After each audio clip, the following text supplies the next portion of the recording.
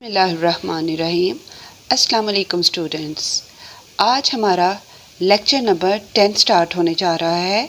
इससे पहले मैं आपको प्रेजेंट के और पास्ट के तमाम टेंसेस और पार्ट्स करवा चुकी हूँ। इसके बाद अब फ्यूचर की बारी है, जो कि हमारा लास्ट टेंस है। पिछली वीडियो में मैं आपको फ्यूचर इंडेफिनिट टेंस के बारे में बता रही थी और आज हम फ्यूचर कंटिन्यूस, जो कि फ्यूचर का दूसरा पार्ट है, उसके मुतालिक बताएंगे। Let's start our lecture now. Definition number 1. The future continuous tense is used to express at a particular moment in the future. However, the action will not have finished at the moment. यानी कि इसका मतलब है कि जो future continuous tense है वो एक ख़ास लम्हे में होने वाले काम के इजहार के लिए इस्तेमाल किया जाता है, ताहम काम उस वक्त ख़त्म नहीं हुआ होता। जिन जुमलों से ये बात मालूम होती है कि काम आइंदा ज़माने में जारी है और फिर मुस्तकबिल जारी किसी ऐसे काम के लिए इस्तेमाल होता है जो मुस्तकबिल में अंजाम पाए। इसके स्टूडेंट उर्दू के जुमलों के आखिर में रहा होगा, रहे होंगे, रही होगी वगैरह आता है। जैसा कि मैंने पहले से ही आपका लेक्चर तैयार कर रखा है ताकि आपको समझाने और समझने में मसला ना हो। स्टूडेंट, हमारे पास कुछ इसकी मिसालें कुछ यूँ हैं। मैं पढ़ रहा हूँगा, वो सो रहा होगा, तुम खत लिख रहे होगे। यानी कि इससे मिलते जुलते और जितने भी टेंसेस आप बना सकते हैं, जैसे वो शाम को मार रहा होगा, मैं खेल रहा हूँगा, तुम खत लिख रहे होगे, तुम स्कूल जा रहे होगे, हम खेल के मैदान में जा रहे होंगे। इस तरह के स्टूडेंट्स आप बहुत सारे खुद भी सेंटेंसेस बनाकर फ्यूचर कंटिन्यूस टेंस की प्रैक्टिस कर सकते हैं। इसमें मैं स्टूडेंट आपको बता दूं कि हेल्पिंग वर्ब शैल बी और विल बी का इस्तेमाल होगा। जैसे कि मैंने आपको फ्यूचर इंडेफिनिट में बताया था कि उसमें सिर्फ शैल और विल का इस्तेमाल होगा, क्योंकि उसमें गा गे गी यूज़ होता है और ये इसमें रहा होगा, रही होगी, रहे होंगे वगैरह इस्तेमाल होता है। लिहाजा इसके साथ शैल बी और विल बी का इस्तेमाल होगा। इससे पहले आपको जो फ्यूचर इंडेफिनिट टेंस मैंने बताया था उसमें भी मैंने आपको यही बताया था कि आई और वी जो प्लूरल के सब्जेक्ट हैं उनके साथ शैल का इस्तेमाल होगा और ही, शी, इट, यू और दे के साथ विल का इस्तेमाल होगा। और अगर इनमें से किसी भी सब्जेक्ट के किसी भी जुमले में कोई ताकीद और ज़ोर दिया जा रहा है तो शैल विल में बदल जाएगा और विल शैल में बदल जाएगा।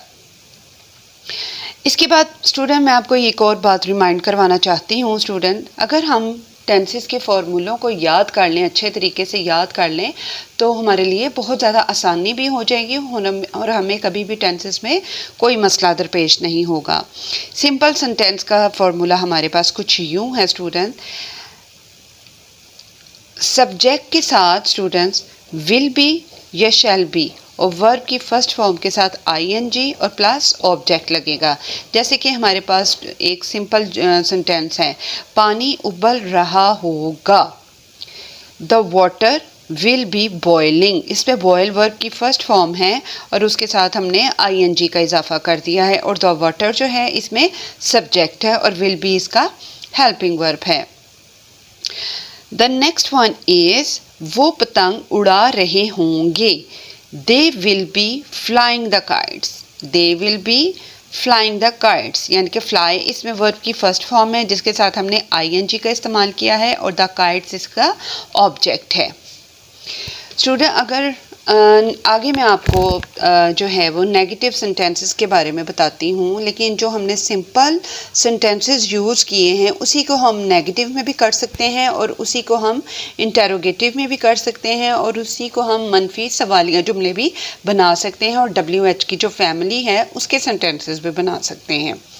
लिहाजा इस टाइम हमारे पास नेगेटिव के सेंटेंसेस कुछ यूँ हैं कि इसका फॉर्मूला बताया जाता है, सब्जेक्ट के साथ विल और शैल आएगा और विल बी के दरमियान में नॉट का इजाफा होगा, शैल बी के दरमियान में नॉट का इजाफा होगा और सब्जेक्ट के बाद हेल्पिंग वर्ब यूज़ होगा, हेल्पिंग वर्ब के बाद नॉट का इजाफा किया जाएगा, फिर बी लगाया जाएगा और एज़ यूजुअल जैसे मैंने आपको पहले बताया है कि इसमें वर्ब की फर्स्ट फॉर्म के साथ आईएनजी लगेगा और प्लस इसमें ऑब्जेक्ट लग जाएगा।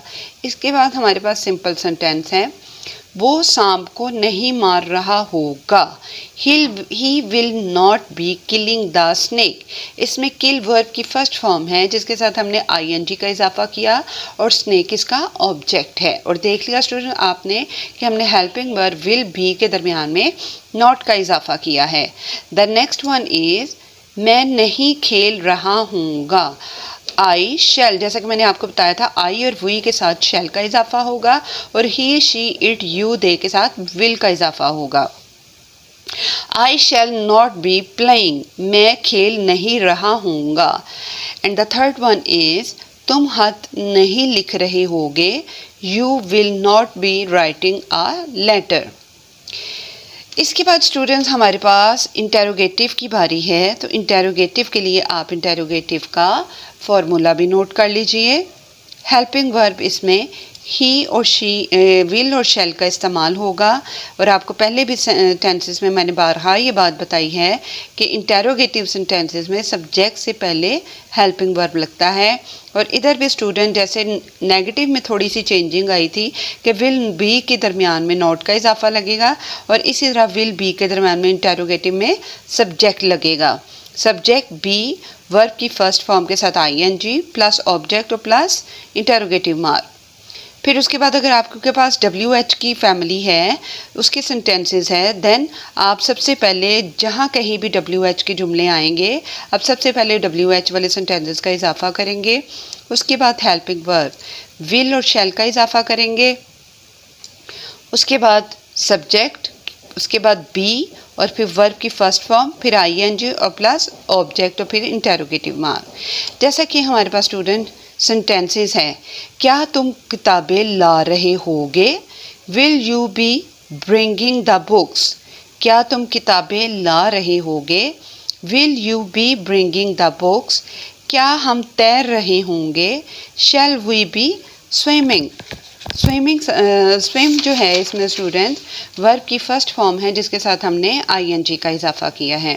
द नेक्स्ट वन इज़ क्या हमज़ा खेल रहा होगा। और स्टूडेंट इसके अलावा भी मैंने आपको बताया था कि सिंगुलर और प्लूरल सब्जेक्ट के साथ कोई भी कॉमन नाउन या प्रॉपर नाउन भी सब्जेक्ट ही कहलाएंगे। विल हमज़ा बी प्लेइंग, क्या वो नहीं जा रहा होगा। Will he not be going.